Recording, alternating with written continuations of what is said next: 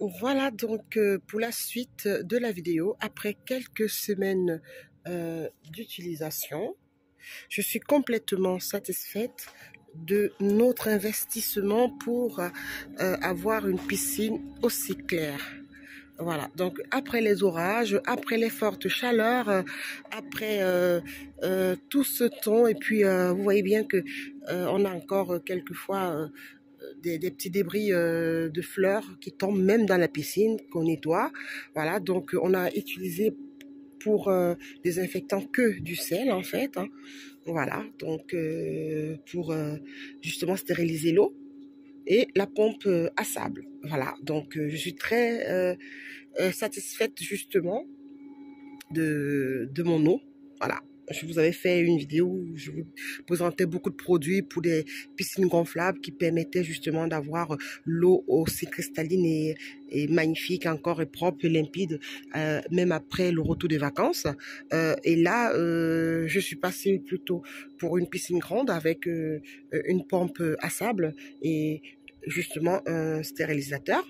Voilà, donc et je suis passée sur des produits naturels pour éviter justement d'avoir tout plein de produits. Donc je n'ai pas utilisé la ligne de l'eau, je n'ai pas encore utilisé le pH, j'ai pas encore utilisé du chlore, mais on a vraiment une eau vraiment superbe et puis agréable. Et puis franchement, je suis très contente de cet investissement. Voilà, donc voilà tout le matériel que j'ai pour filtrer l'eau, et puis on a le stérilisateur qui est là, voilà, qui nous signale quand il faut mettre du sel ou pas. Donc, mais la quantité de sel que nous avons mis est assez suffisante pour pouvoir nous permettre d'avoir une belle saison. Mais on va encore racheter quand même pour être sûr, parce qu'on a acheté un chauffe-eau. Donc, pour prendre notre bain encore un peu plus tard dans la saison, voilà, et ou même quand on a l'impression que l'eau est plus froide, pour pouvoir la réchauffer. Donc, ceci dit, je suis très satisfaite de pouvoir avoir changé de système, pour pouvoir avoir un système plus naturel et moins chimique pour le traitement d'eau. Voilà.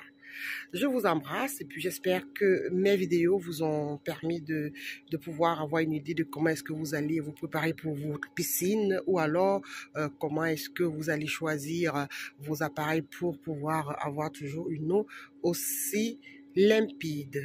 Pour tous ceux qui vont me poser la question de savoir combien d'heures fonctionne notre stérilisateur par jour. Notre stérilisateur par jour fonctionne 4 heures en fait. Ensuite, il se met en mode veille et il reprend le lendemain. Donc chaque jour, il a 4 heures automatiquement. Il se relance tranquillement et il fait le travail qu'il faut. Et ce qui est intéressant pour ce modèle-là, il nous signale vraiment quand il y a trop de sel, quand il y a moins de sel.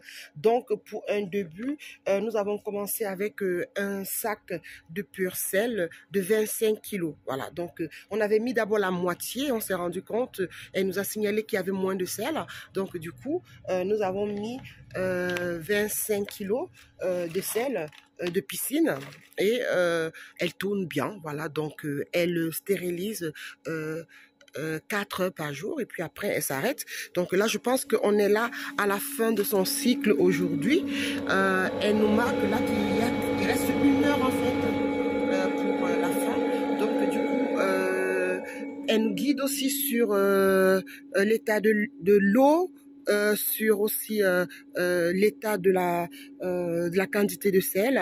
Voilà, donc et puis elle fait aussi de la maintenance. Donc franchement, combiner les deux avec la pompe à sable, franchement, je suis très contente parce que je sais que très souvent avec les autres piscines, une semaine après, il fallait déjà commencer à mettre tout pour pouvoir maintenir l'eau claire, pour éviter justement les algues, pour éviter justement qu'elle vit au vert. Voilà, donc là pour le moment, je suis assez satisfaite d'avoir pu trouver cette astuce d'ailleurs pour pouvoir maintenir mon eau, parce que je sais que si avec cette quantité d'eau, j'utilisais la pompe idéalement vendue avec la piscine, j'aurais pas eu ce rendu. Et j'aurais été toujours avec les cartouches à changer, parce que les cartouches aussi, il fallait les changer tous les 4 jours et tout ça. Donc là, je suis très agréable. C'est agréable de ne pas être en train de changer les cartouches, en train de pouvoir les nettoyer, en train de pouvoir faire ci. Donc voilà, je n'ai que juste le soir à vérifier le pH tranquillement, et puis voilà, et vérifier ce qu'elle me dit, le stérilisateur, s'il y a besoin de quelque chose ou pas. Voilà, donc c'est ça. Une piscine, c'est un investissement.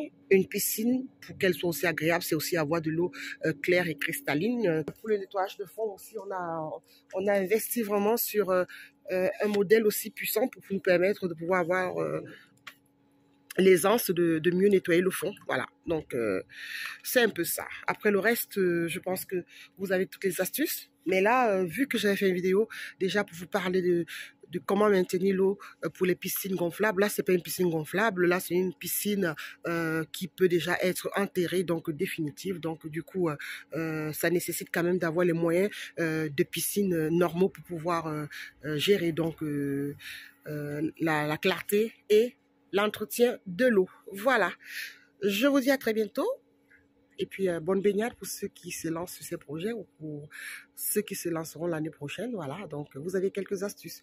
Je me suis aussi inspirée des autres astuces et je ne cesserai de dire merci à tous ceux qui publient des vidéos comme ça. Ça permet aux autres de pouvoir se retrouver et d'avoir des réponses quelquefois quand on recherche un peu, quand on se pose des questions, quand on voit des exemples. Et c'est très agréable de pouvoir partager au quotidien ce type de vidéos. Je vous embrasse. On se dit à très bientôt. Ciao.